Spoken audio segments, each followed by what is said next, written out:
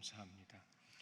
하나님의 말씀 같이 보시겠습니다. 같이 보실 말씀은 고린도 전서 1장 1절부터 3절 말씀입니다.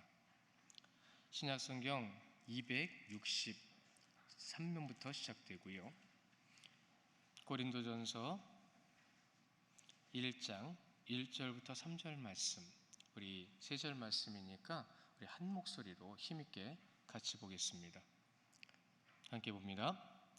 하나님의 뜻을 따라 그리스도 예수의 사도로 부르심을 받은 바울과 형제 소스데네는 고린도에 있는 하나님의 교회 곧 그리스도 예수 안에서 거룩하여지고 성도라 부르심을 받은 자들과 또 각 처에서 우리의 주 곧 그들과 우리의 주 되신 예수 그리스도의 이름을 부르는 모든 자들에게 하나님 우리 아버지와 주 예수 그리스도로부터 은혜와 평강이 있기를 원하노라.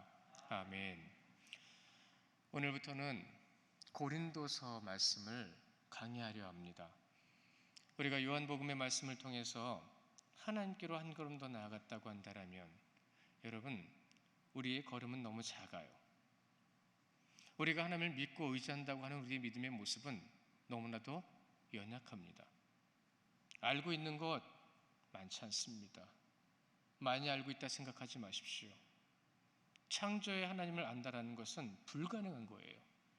그러나 그 하나님을 알 수 있게 하셨고 그 알 수 있게 하신 하나님 앞에 우리는 머리를 숙이고 그분이 우리에게 주신 말씀 하나하나만이라도 우리의 삶 가운데 온전히 기억하고 그 말씀대로 서 있어야 합니다. 여러분이 요한복음을 통해서 어느 정도 하나님께로 다가가시고 하나님의 백성다운 모습으로 서셨는지 저는 몰라요. 그러나 처음 시작할 때하고 느낌이 다른 것은 분명하네요. 여러분이 고린도서 말씀을 통해서 또한 하나님 앞에 무엇을 깨달아야 되고 하나님께 어떤 분이신지를 여러분이 아셔야 합니다. 요한복음의 말씀을 통해서 증거할 때마다 이 마음에 걷어지지 않는 것은 답답함이었습니다. 아무리 많은 신학자들이 말을 하고 아무리 많은 주석학자들과 성경학자들이 정리를 해놨어도 그들도 똑같이 글을 적어놓은 것 중에 하나가 이 이상은 안 되는구나라는 거예요. 그것이 무엇을 뜻하는 거냐면 거기서부터는 하나님이 해주셔야 된다는 뜻입니다. 그것이 하나님을 믿는 믿음 가운데 꼭 있어야 됩니다. 여러분, 우리가 2021년도를 시작하고 벌써 3월달이 시작됐잖아요. 3월달이 시작되면서 여러분에게 정말로 이 마음속에 머릿속에 남아있는 말씀 한 구절이라도 있다고 하면 어떤 말씀이 남아있으세요? 저는 올해 12구절의 말씀과 또 여러분 함께 하실 거지만 그 중에서도 올해에 여러분에게 꼭 중요한 하나님의 말씀을 한 절 여기다 적어드렸어요. 그렇죠? 로마서 12장 2절 말씀입니다. 너희는 이 세대를 본받지 말고 마음을 새롭게 하여 변화를 받아 하나님이 선하시고 기뻐하시고 온전하신 뜻이 무엇인지 분별하라고 하셨습니다. 무엇이 중요하게 다가오십니까? 여러분의 마음속에, 여러분의 삶 속에 변화와 분별은 여러분 우리를 진짜 하나님께로 이끌어 가십니다. 여러분이 말씀을 통해서 변화되지 못하면, 여러분의 삶 가운데 분별하지 못하면 우리가 어디 서 있는지, 무엇을 해야 되는지, 어디로 나가야 되는지 알 수가 없어요. 그것을 알게 해주시는 분은 오직 아버지 하나님뿐이신 걸 믿으시기를 바랍니다. 우리가 오늘부터 이 고린도서의 말씀을 보게 될 거예요.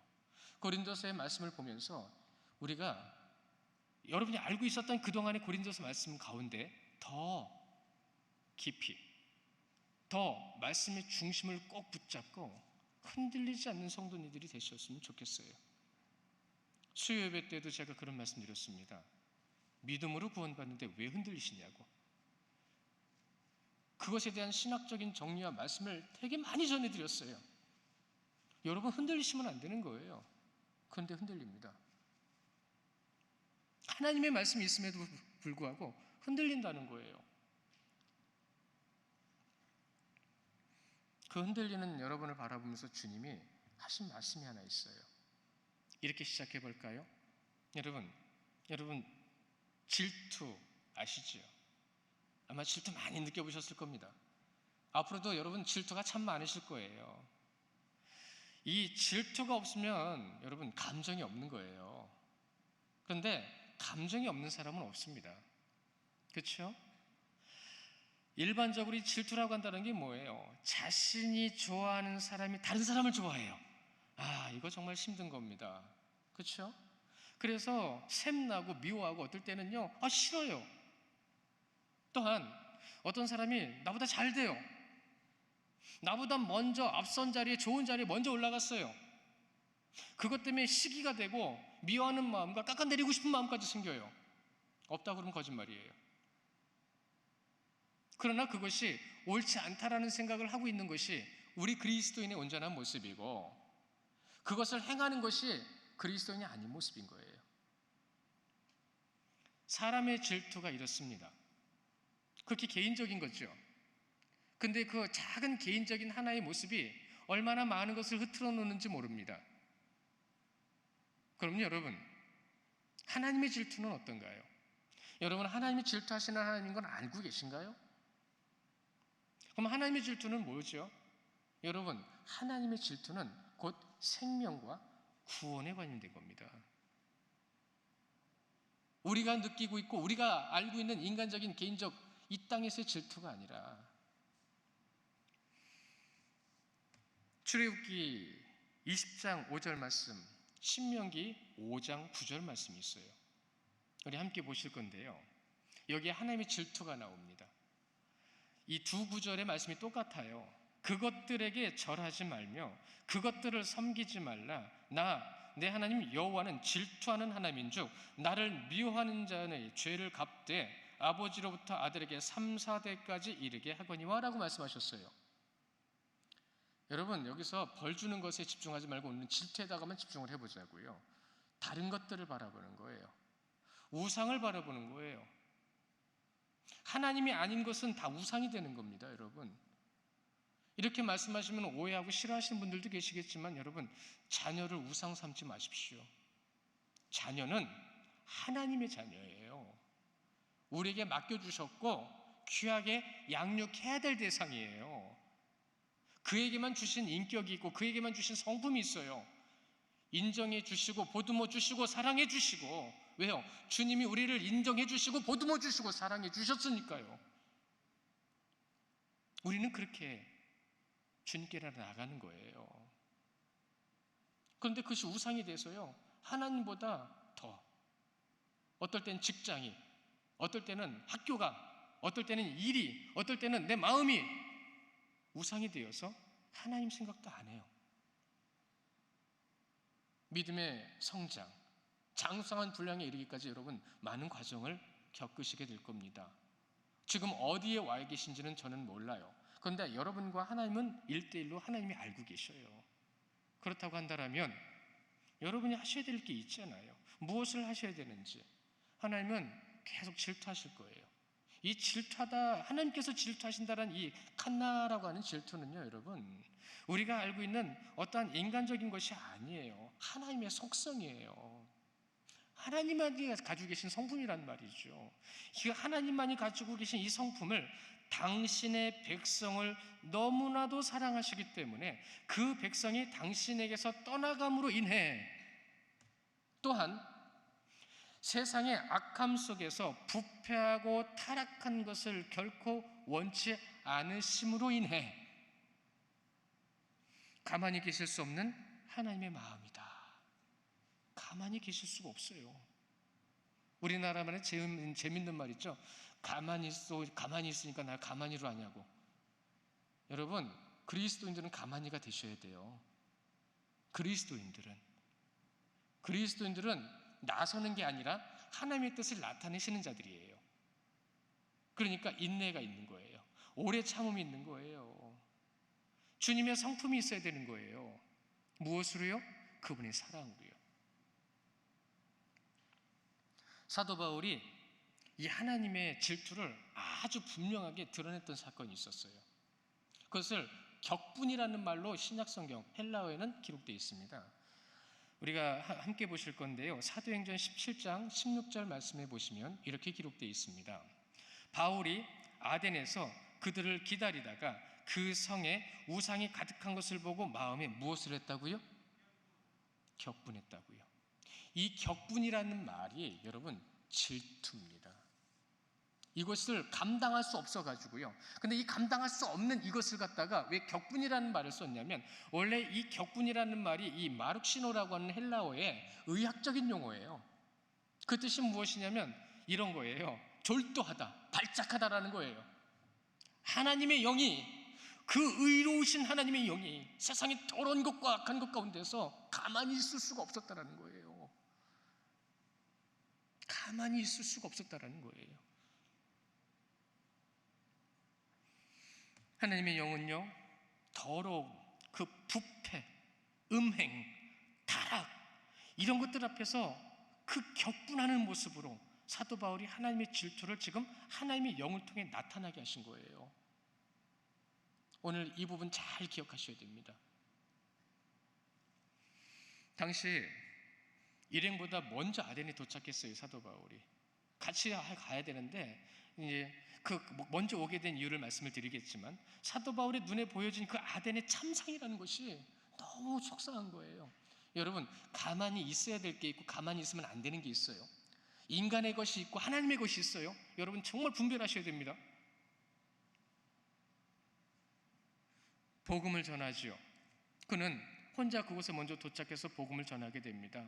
그들의 모습을 보고요, 아덴에 온 것은, 여러분 우리 사도행전 강의 오후 예배 때 들으셨던 분들, 기억하시는 분들은 이제 조금 익으실 거예요. 베레아에서 복음을 전합니다. 베레아에서 복음을 전하다가 거기서 우상 숭배하는 자들이 이 소동을 일으켰어요. 그래서 막 사도 바울을 잡아다가 막 패려고 하고 막 괴롭히려고 그럴 때 베레아 사람들은 굉장히 너그러운 사람들이라고 그랬거든요. 좋은 마음의 사람들이었던 거예요. 그래서 복음을 듣고 이 사람은 다치면 안 돼. 그래서 그들이 바울을 보호해서 떠나보냅니다. 떠나보내서 간 곳이 아덴이었어요. 사도 바울이 목적지가 아니었단 말이에요. 아덴에 도착했더니 거기에 지금 이러한 일들이 벌어지는 거예요. 여기서 또 우상 숭배하는 자들이 가만히 있지를 않아요. 그래서 사도 바울도 복음을 전하는 가운데 그들에게 또 쫓겨서 어디까지 왔냐면, 여러분 고린도까지 온 겁니다. 누구에 의해서요? 우상 숭배자들 때문에. 하나님의 계획하심은요, 사도 바울은 복음을 전하기 위해서 그 중심을 절대로 내려놓지 않았고요, 그 내려놓지 않는 그의 발걸음을 하나님께서 인도하셨습니다. 그리고 도착한 곳이 고린도였는데, 아덴에서의 참상을 보고 고린도에 와서 꼭 무엇을요? 복음을 전하여 어떤 것을요? 교회를 세워야 되겠다. 하나님의 교회는 있어야 되겠다. 그래서 이렇게 말을 합니다. 아덴 때문에 고린도에 교회가 세워졌다라는 말을 사용하기도 합니다. 그렇게 고린도에 도착했죠. 여러분, 그 고린도에 도착한 사도 바울이 교회를 세웠다. 그러면 고린도 교회 설립자는 누구예요? 사도 바울이죠. 여러분, 창립과 설립은 다른 겁니다. 창립은 하나님께서 교회를 창립하신 거예요. 그리고 지교회가 생기는 것처럼 사도 바울이 지교회를 세운 거예요. 그 하나님의 계획하심이 사도 바울을 통해서 고린도에 교회가 세워지는데, 이 고린도라는 곳이 어떤 곳인가요? 아마 들어보신 분들도 있겠지만 잘 기억하셔야 됩니다. 로마의 지배를 받는 곳이었죠. 로마에게 있어서는 가장 중요한 위치가 있는, 그 지역이 굉장히 중요한 위치라서 로마가 관심을 많이 가졌고 많은 영향을 그곳에 끼쳤습니다. 그러니 그 로마의 모든 전반적인 것이 고린도에 옮겨졌다고 해도 과언은 아니죠. 그러한 상황 속에서 상업적으로 큰 발전을 이루고 성장하는 도시였어요. 그 성장하는 도시, 여러분이 아시겠지만 헬라 문화의 특징을 아시겠지만, 여러분 그들에게 가장 중요한 것은 지식이었습니다. 그것이 헬라 문화의 특징이에요. 그래서 헬라 철학이 가장 성장을 한 거죠.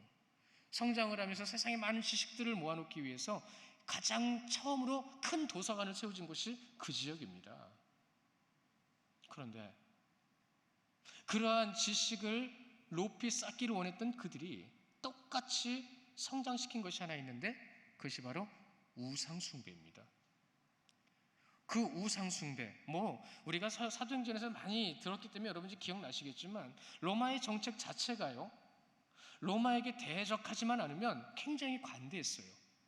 많은 개방성을 가지고 있었단 말이죠. 그러니까 많은 상업의 발전의 물결 가운데 따라 들어온 것이 우상이었습니다. 그 우상이 얼마나 많이 그곳에 들어왔는지 여러분, 부패, 음란, 타락, 대표적인 온상지가 되어버렸어요.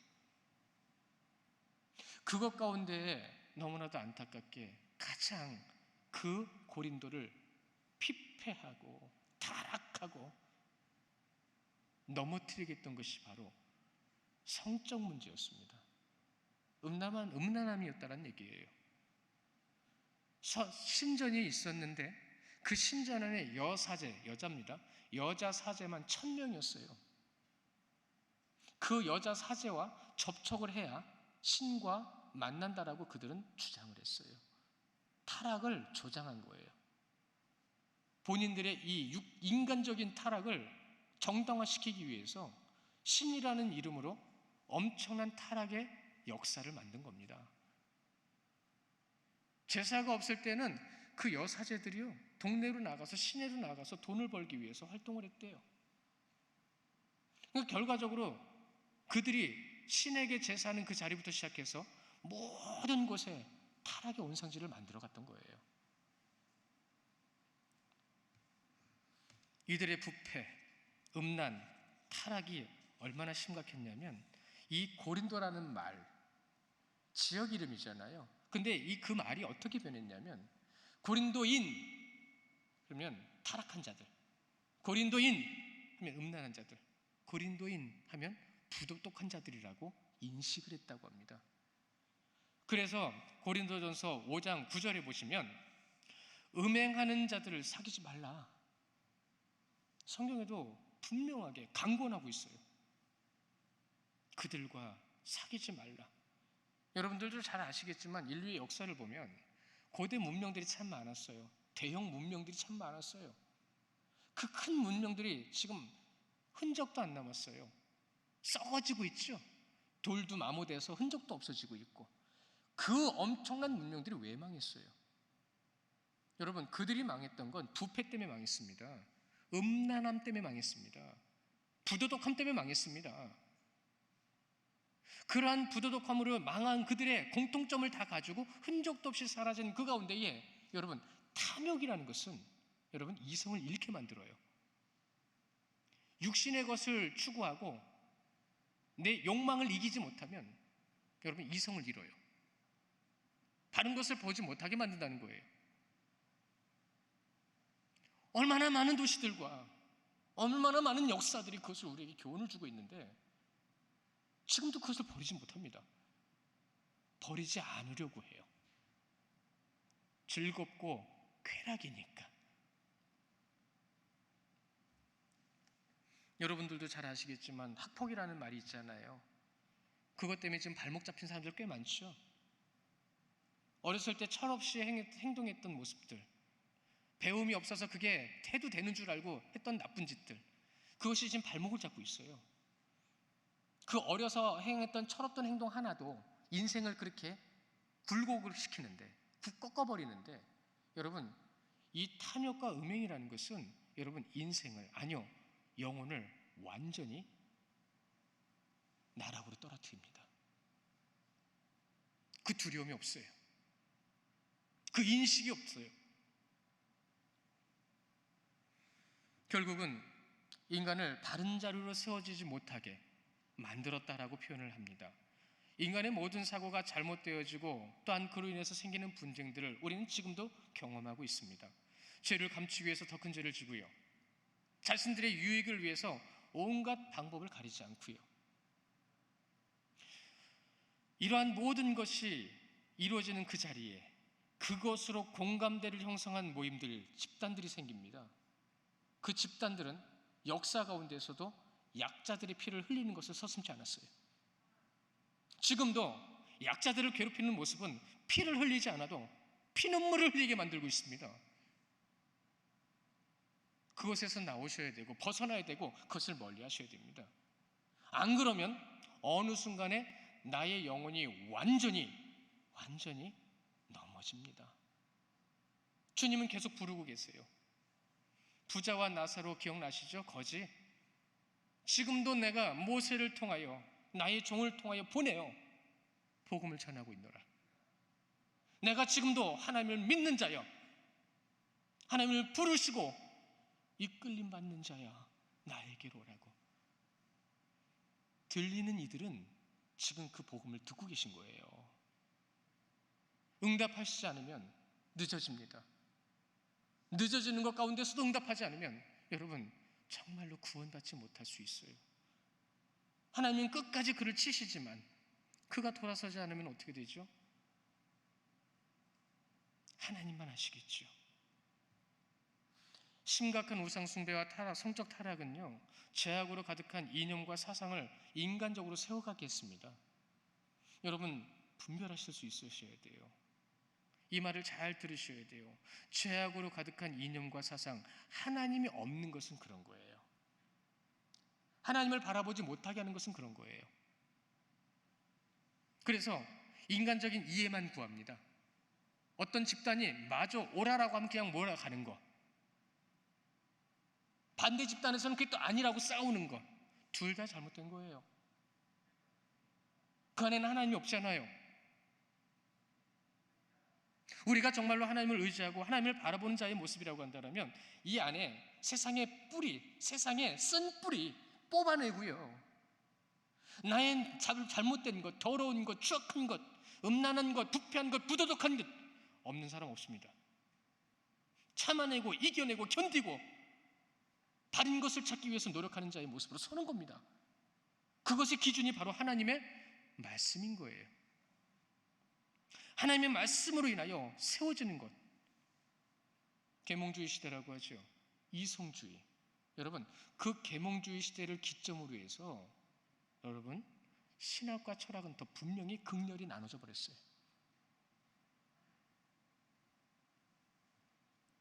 하나님의 말씀과 역사를 믿는다고 하면서 실제적으로는 자신들의 머릿속에서 이해되어져야 되고 자신들의 유익과 이익이 되어지지 않으면 인정하지 않고,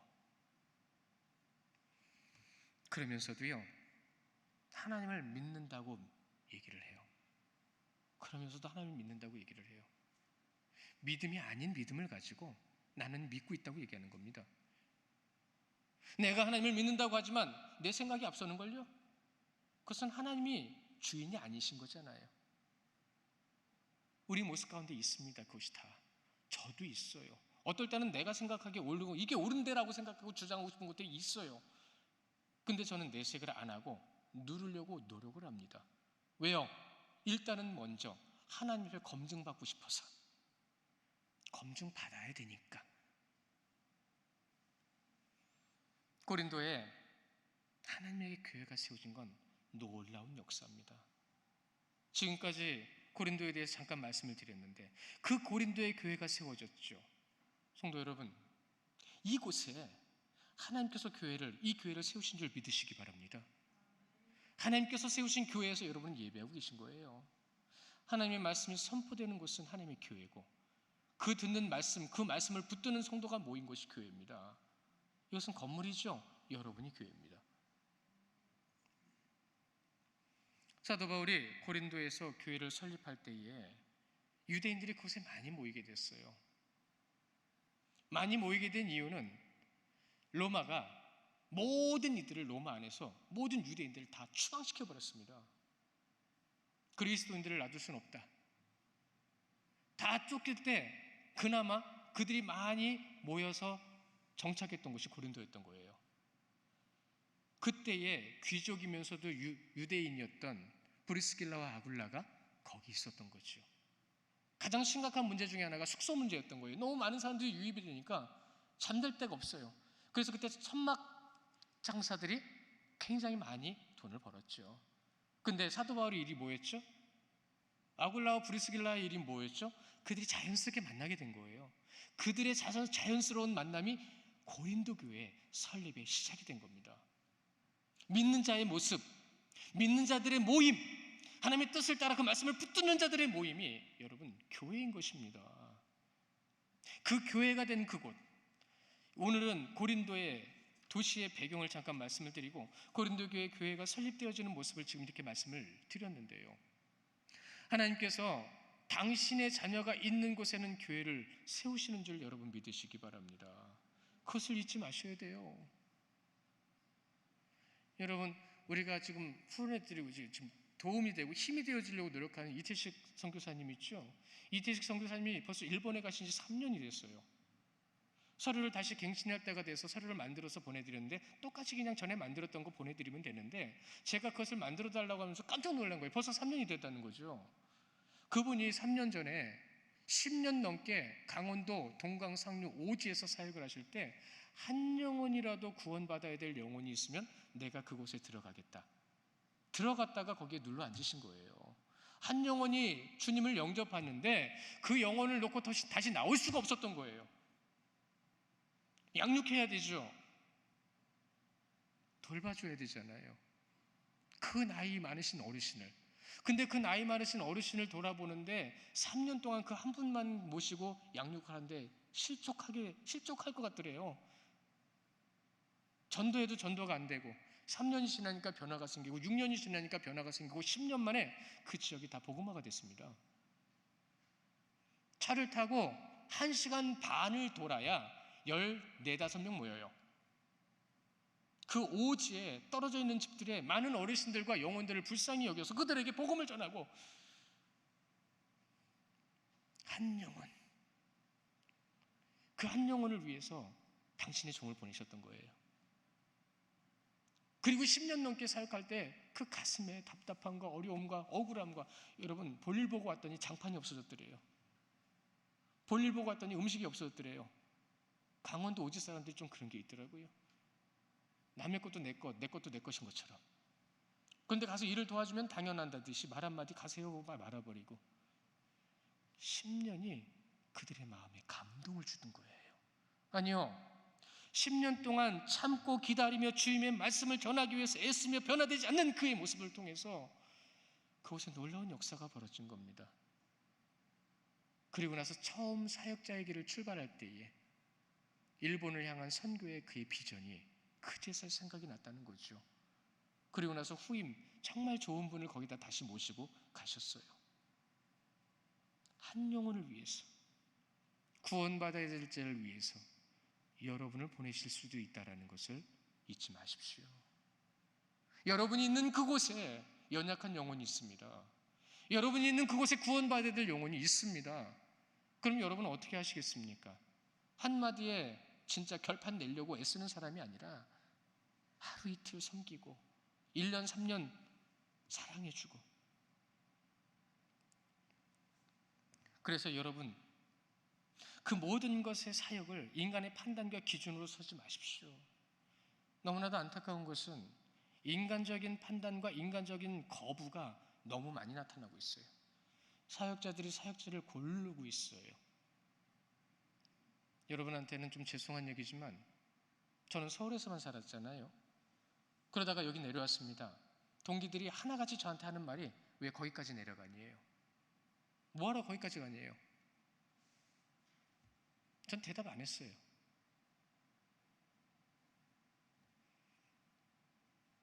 여러분이 항상 잊지 말아야 될 것은 신실한 성도가 되셔야 됩니다. 신실한 목회자를 위해서, 신실한 선교사를 위해서 기도하셔야 됩니다. 여러분이 서 있는 이곳에서 여러분 사도 바울이 오늘 우리에게 주시는 말씀을, 하나님의 말씀을 그를 통해서 우리는 보고 있어요. 사도 바울을 위해서 기도하기 위해 세움받은 자들이 얼마나 많은지 아십니까? 여러분이 성도들을 위해서, 교회를 위해서 얼마나 많이 기도해야 되는지 아십니까? 목회자를 위해서 기도하고,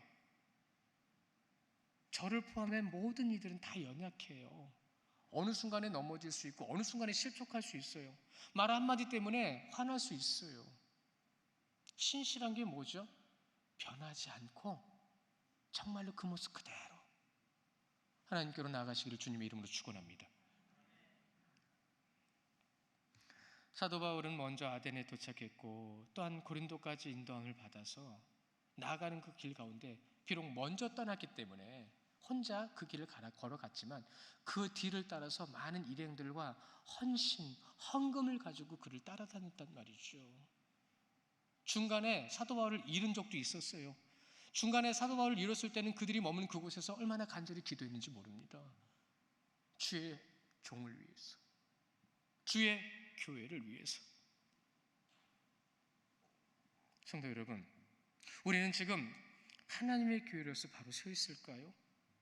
사도 바울이 고린도 교회에 서신을 보낼 때에 그 고린도의 상황을 통해서 여러분, 우리 군신일교회 교회의 상황도 여러분 보시게 될 겁니다. 이 고린도서의 말씀을 여러분이 진짜로 제대로 깊이 또 한번 보시게 된다는 말이에요. 우리는 이 말씀을 볼 때에 흔히 우리가 많이 알고 있는 고린도서의 말씀의 유명한 말씀, 많이 알고 있는 말씀을 많이 보려고 하는 그러한 모습들이 있어요. 흔히 이러잖아요. 고린도전서 13장은 무슨 말씀이라고요? 사랑장이라고요. 14장은요? 은사장이라고요. 15장은요? 부활장이라고요. 예, 그런 것은 알고 있어요. 그러나 고린도 교회에 보내진 이 서신의 가장 중요한 목적이 무엇이냐라고 말할 때에는 말하지 못하고 대답하지 못하는 모습들이 많이 있단 말이죠. 오늘 말씀의 시작을 무엇으로 시작됐죠? 질투로 시작했습니다. 왜 하나님이 질투하셨다고요? 그것을 기억하시면 고린도서가 기록된 목적을 여러분은 아시는 거예요. 그런데 왜 13장, 14장, 15장만 기억하시냐고요?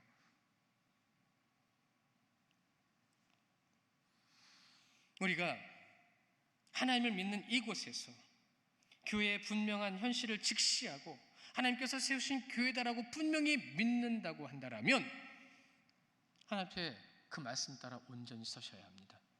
이 고린도서 말씀을 강해함을 통해서 우리가 함께 나눔을 통해서 우리가 하나님 앞에 교회된 모습으로 어떻게 서 있어야 되는 거고 무엇으로 서 있어야 되는 거고 어떻게 세워져 나가야 되는지에 대해서 여러분이 이 고린도서 말씀을 통해서 아셔야 된다고요. 깨달으셔야 된다고요. 세상의 죄악 앞에서 하나님의 사람, 분명히 하나님의 사람다운 믿음의 삶을 살아가야 된다라는 것을 이 시간 여러분 잊지 마십시오. 더 나아가서 사도 바울과 같이 이 부패와 음란과 타락 앞에서 하나님의 질투와 같은 바울의 격분하는 모습을 우리는 가져야 된다는 거예요. 하나님의 질투가 여러분을 통해서 세상에 나타나야 된다는 거예요. 성도라면 세상의 죄악 앞에서 격분하는 마음이 있어야 된다라는 말이 있습니다. 그것을 내색하든 내색하지 못하든 분명히 하나님 안에서의 기준은 가지고 있어야 된다는 거예요. 내향적인 사람이 있고 외향적인 사람이 있습니다.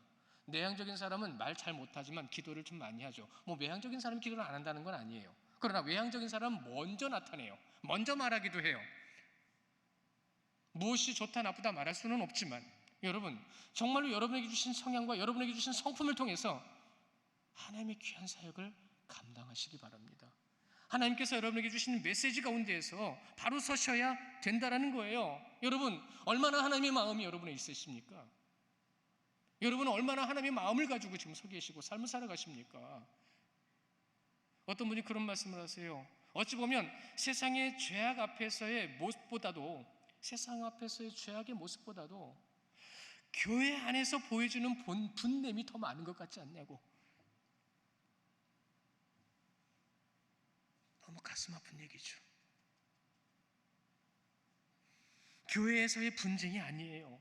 히브리서 10장 24절 말씀처럼 서로를 돌아보아 사랑과 선행으로 격려해야 되는 것이 교회예요. 그날이 다가옴을 볼수록 더욱 그것을 해야 되는 것이 교회예요. 그런데 교회 안에서 지금 무엇을 하고 있냐는 겁니다. 여러분 질문 드리고 싶어요. 여러분 지금까지 무엇을 해오셨습니까? 어떤 모습으로 서 계셨습니까?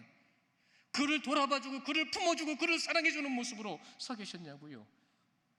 왜 목회자가 그런 말을 통해서 마음에 분냄이 있어서 말할 때는 못 알아듣고 왜 그런 말을 하냐고 따지는 분들도 있으셨어요. 제가 지금까지 사역하고 있으면서 그런 분들 몇 명 만났어요. 저는 속으로 부글부글하고 이 격분은 일어나지만 그 앞에서 그것을 내색하지는 않았어요. 못 알아들으니까.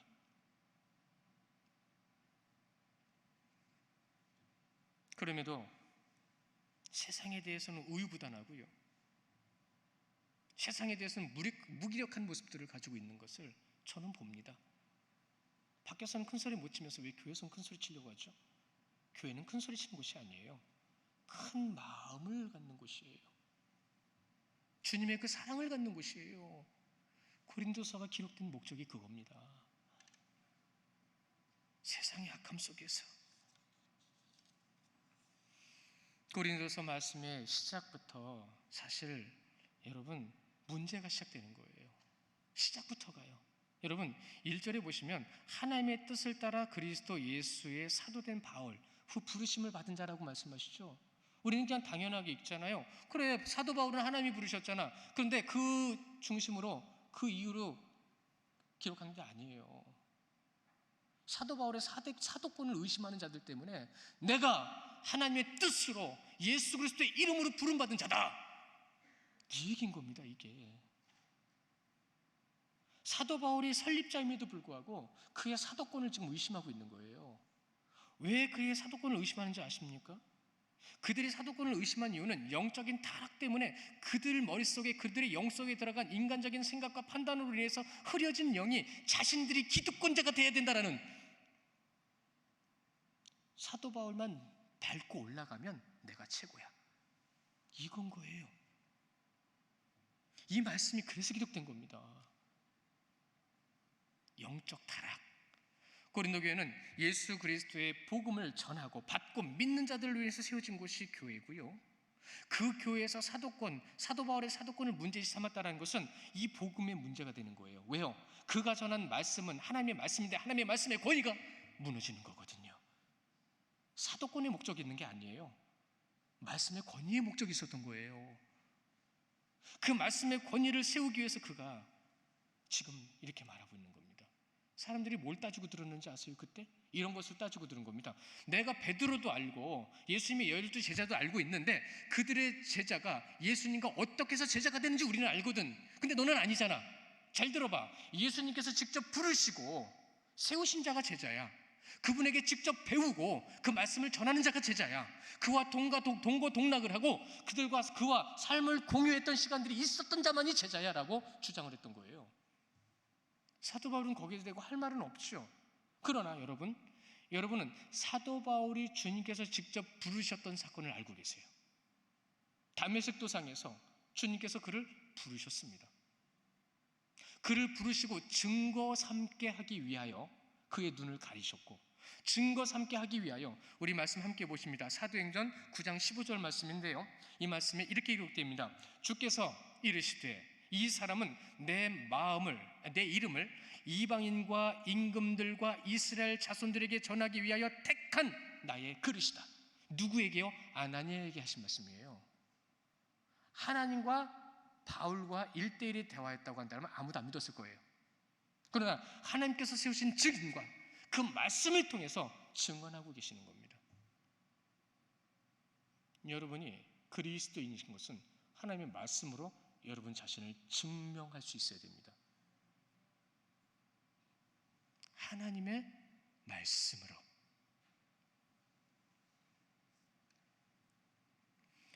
베드로와 제자들 기억나시죠? 아침에 누가복음 강의에 새벽 예배 때 오셨던 분은 한 번 더 들으셨을 텐데, 그들이 주님이 부르실 때에 내가 너희를 사람을 낳는 어부가 되게 하리라 말씀하실 때 모든 것을 버리고 주님을 따랐습니다. 보세요. 사도 바울은 자신의 손에 그리스도인들 체포 영장이 들려져 있었어요. 그것을 버렸습니다. 그리고 자신 있는 모든 것을 다 버리고 주님을 따랐습니다.